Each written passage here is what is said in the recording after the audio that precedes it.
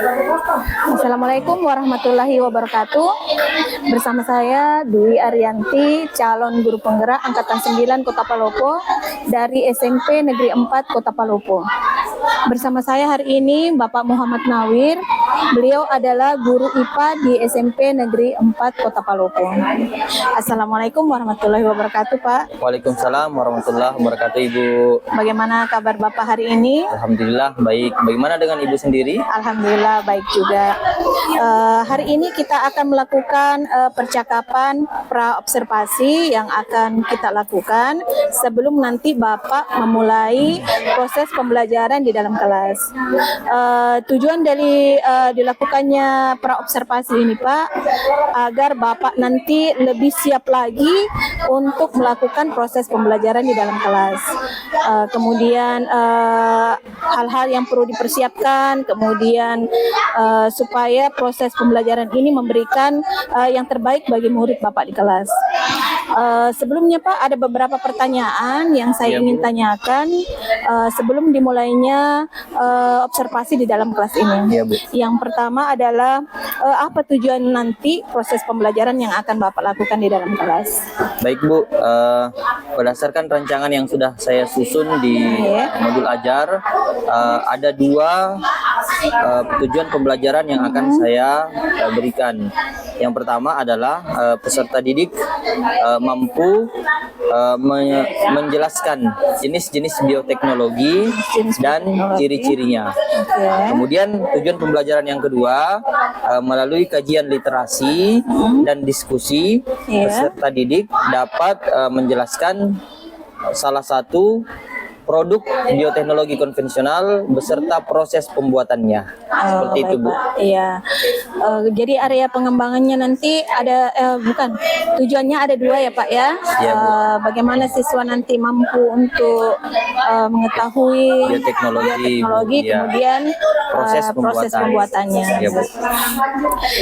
Kemudian bagaimana area pengembangannya yang ingin Bapak kembangkan pada saat diobservasi di kelas nanti, Pak?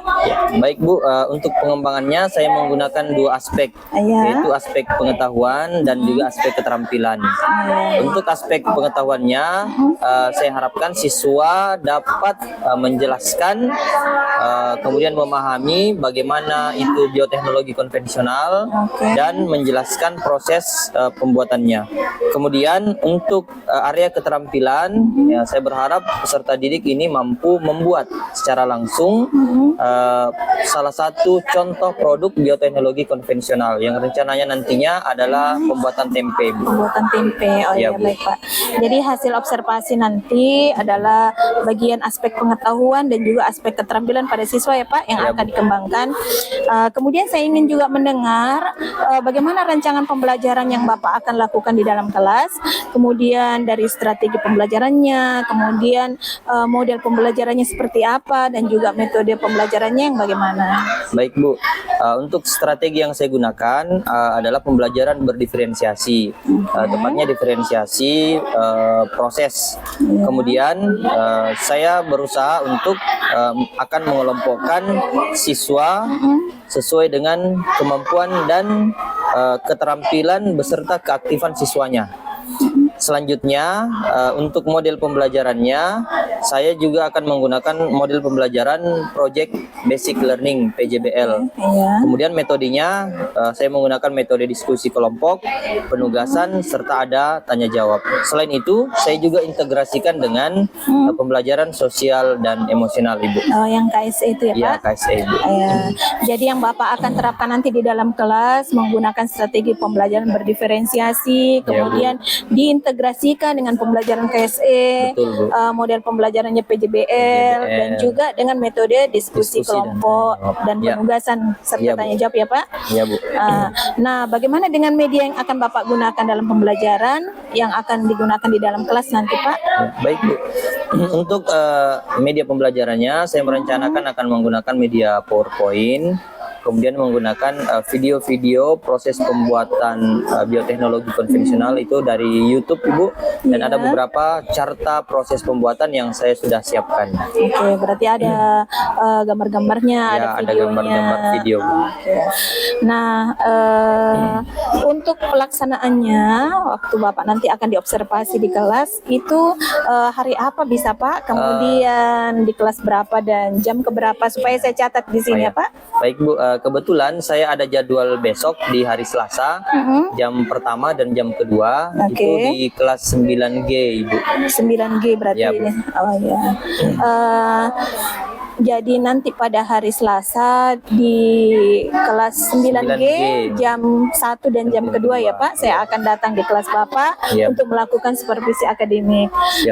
Kemudian saya akan mencatat juga hal-hal apa yang terjadi di dalam kelas. Nah, Bapak melakukan pembelajaran di dalam kelas, kita adakan setelah itu selesai kita adakan percakapan untuk pasca observasi ya Pak. Iya Bu. Iya, nanti juga akan didampingi insya Allah oleh pengajar praktek. Iya Bu. Sebelum kita akhiri, apa nih yang Bapak hasilkan dari percakapan kita hari ini? Ya. Baik Bu, dari percakapan kita hari ini saya mendapatkan gambaran strategi pembelajaran apa yang akan saya gunakan, kemudian begitu juga dengan metode pembelajarannya, model pembelajarannya, dan media pembelajaran yang saya akan gunakan dalam kelas, dan bisa saya persiapkan memang sejak hari ini untuk media pembelajarannya Bu. Ya, jadi nanti akan lebih siap lagi Lebih Pak siap, di dalam insyaallah, kelas. Ibu. Terima kasih banyak Pak sudah meluangkan waktunya untuk percakapan praobservasi ini. Sampai bertemu di kegiatan observasi di kelas hari Selasa besok. Iya Bu. Demikian percakapan hari ini kita akhiri. Saya akhiri dengan ucapan Assalamualaikum warahmatullahi wabarakatuh. Iya, Waalaikumsalam warahmatullahi wabarakatuh.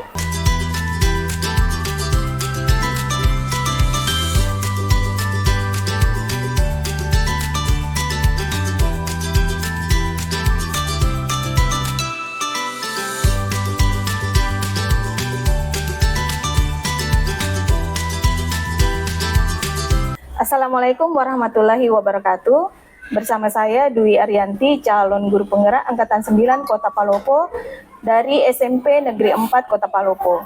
Pada percakapan pasca observasi bersama saya masih ditemani oleh Bapak Muhammad Nawir.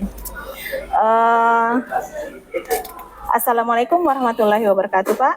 Waalaikumsalam warahmatullahi wabarakatuh. Bagaimana kabar Bapak hari ini? Alhamdulillah baik Bu. Alhamdulillah. Jadi hari ini kita akan melakukan percakapan pasca observasi ya Pak. Setelah Bapak melakukan proses pembelajaran di dalam kelas pada supervisi akademik yang saya lakukan. Nah, pada pasca observasi ini ada juga beberapa pertanyaan yang saya akan tanyakan kepada Bapak. Bagaimana perasaan Bapak setelah melakukan proses pembelajaran kemarin? Ya, terima kasih Bu. Perasaan saya setelah melakukan observasi tentu merasa senang karena apa yang telah saya rencanakan itu telah berjalan dengan baik, meskipun tentu masih ada kekurangan-kekurangan yang harus diperbaiki Bu. Nah, alhamdulillah bisa berjalan dengan baik ya Pak. Ya Bu. Bisa diceritakan kembali Pak area pengembangan yang Bapak lakukan di dalam kelas, kemudian langkah-langkah atau tahapannya seperti apa yang sudah Bapak lakukan kemarin? Ya Bu. Tahapannya tentu yang pertama saya sudah membuat perangkat pembelajaran, kemudian dari pengembangan dari area pengetahuan itu peserta didik mampu menjelaskan terkait bioteknologi. Kemudian dari area keterampilan itu peserta didik dapat membuat salah satu contoh produk dari bioteknologi konvensional Ibu. Oh ya, jadi area pengembangannya berkaitan dengan pengetahuan dan juga keterampilan ya Pak? Iya Bu. Nah, menurut Bapak ini sejauh mana area pengembangan yang sudah Bapak lakukan tadi, apakah sudah berhasil dilakukan di dalam kelas atau bagaimana Pak? Baik Bu, menurut saya apa yang saya rencanakan pada kedua area pengembangan itu sudah berjalan dengan baik, meskipun tentu masih ada beberapa kekurangan yang saya rasakan sendiri dan mungkin perlu diperbaiki pada pertemuan selanjutnya Ibu. Begitu Pak, jadi sudah dilakukan dengan baik walaupun masih ada beberapa kekurangan. Kemudian menurut Bapak kekurangan itu kenapa bisa terjadi, kemudian jadi bagaimana proses pembelajarannya di dalam kelas, sehingga hal tersebut menjadi kendala atau kekurangan. Ya Bu, menurut pengamatan saya sendiri juga yang menjadi kendalanya dan hambatannya itu adalah ketika melakukan proses mengembangkan area keterampilan, saya melihat anak-anak serta didik itu agak terburu-buru dalam membuat produknya. Jadi seolah-olah ada hambatan karena anak-anak merasa sangat cepat bekerja, sangat cepat terburu-buru Bu. Terburu-buru. Iya. Berarti kendalanya masalah waktu ya? Kendalanya masalah waktu. Jadi kurang maksimal hasilnya. Ya. Kemudian rencana kedepannya ini Pak, pada saat nanti proses pembelajarannya supaya nanti kendala-kendala atau kekurangan itu tidak terjadi lagi, apa yang Bapak mau lakukan? Iya. Untuk kedepannya saya coba akan merancang kembali terkait dengan area pengembangan keterampilan itu, karena ini terkait dengan membuat sebuah produk sehingga membutuhkan lebih banyak waktu. Jadi mungkin untuk pengembangan keterampilannya saya akan alokasikan waktu sampai 2 atau 3 kali pertemuan Ibu, seperti itu. Ya baik Pak, mudah-mudahan nanti apa yang Bapak rencanakan dapat realisasi dan memberikan proses pembelajaran yang lebih baik lagi ya Pak dibandingkan dengan yang kemarin Bapak lakukan di kelas. Iya Bu, terima kasih Bu. Saya tunggu lagi nih setelah Bapak melakukan realisasinya, ceritanya seperti apa, kira-kira apa perubahan dengan rencana yang akan Bapak lakukan, yang akan Bapak sampaikan tadi. Ya Bu, insya Allah nanti kalau ada perubahan yang saya lakukan, saya akan menghubungi Ibu dan mudah-mudahan secepatnya saya akan mencoba untuk memperbaiki lagi ya Bu. Baik, terima kasih banyak Pak atas jawaban-jawabannya di percakapan pasca observasi ini.